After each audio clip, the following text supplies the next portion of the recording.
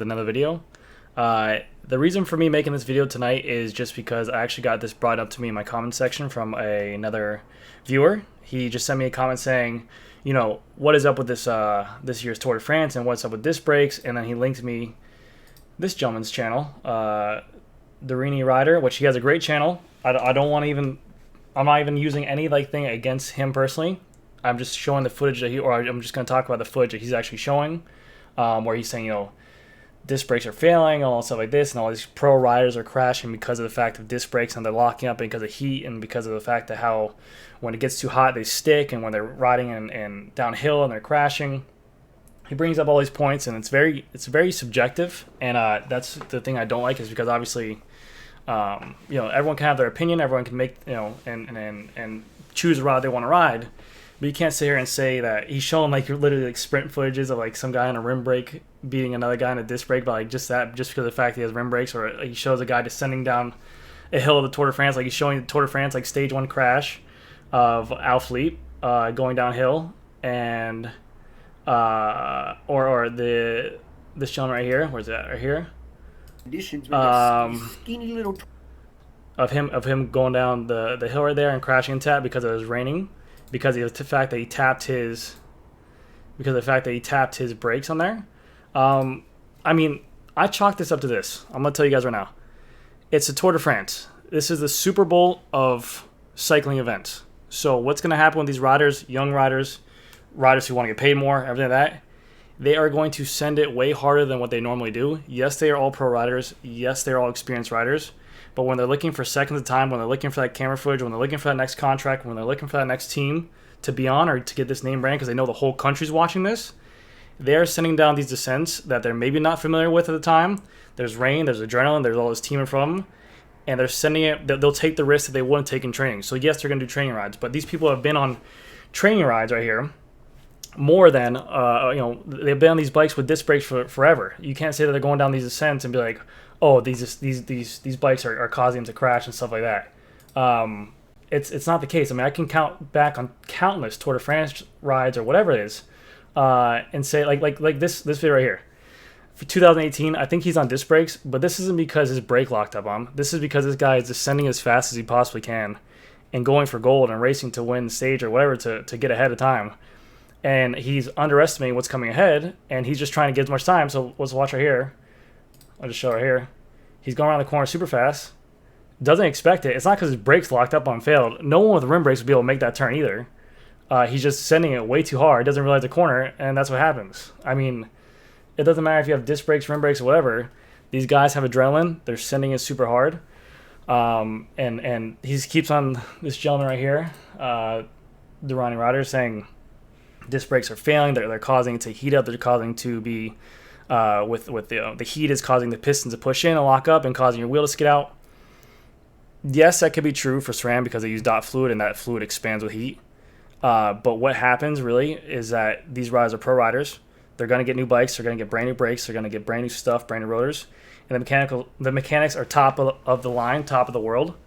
And they're going to make sure these things aren't rubbing, and they're going to have brand new fluid in there. The only time that they'll actually be affected by heat going downhill, I mean, after long periods of time. Like, I'm in South Florida, and SRAM is known for this issue where you let your bikes in the garage. Yes, the fluid can expand and cause those pistons to push against that pad, and that disc isn't going to go anywhere. But that's only for, you know, that's only for long actuated brakes and multiple uses and not brand new. These people that are showing are riding Shimano. Shimano's a mineral oil that doesn't get affected by heat as much. But I don't even think at all, actually, to be honest with you. It's an oil. It's very thin. It doesn't have any effect by the heat. So when you press it, it doesn't expand with heat or nothing like that. So the guys in front of him, I think, are even riding rim brakes. The people that he shows in these sprints, like he's literally showing videos where disc riders are going by and crashing going over the corner. And he points out one guy with the rim brakes where there's 4 other disc brake guys around him. They're doing the exact same thing. It's just because of the fact, I'm not bashing this guy at all. He makes great content. His channel is amazing. I've watched a bunch of his videos, to be honest with you. It actually helped me with my take on the video as well, and starting off from wannabe YouTube as well. But I'm trying to get this point across that disc brakes isn't the cause of this. It's that they're racing and they're going for gold, and this stuff doesn't happen. I mean, literally, you can go to right here. This is the famous Lance Armstrong going down the hill. This is before disc brakes were even a thing. This guy literally crashes out going downhill on a rim brake, like hard as hell. Oh yeah, there goes his wheel. And what is he riding? A rim brake. So there's nothing to say. He just hits a slick spot in the road. There's spots in the road that are different from others, or maybe they're taking it too hard. It doesn't mean, oh, that's a bad crash. It does not mean that's because of disc brakes, or even right here. I'm gonna show you guys this one too. They're riding. Look at that. That looks exactly like that crash that happened in Tour de France 2020. It's raining. It's wet. Those are rim brakes. This is 2010. It's before disc brakes were even allowed. That man literally just caught a bat. He maybe hit a white line. Maybe hit a oil spot in the road, and just sent it way too hard and was trying to go for gold. So this one's brutal. Again, this is way back in the day. Again, descending down hills that they're not familiar with. Descending down climbs they're not familiar with.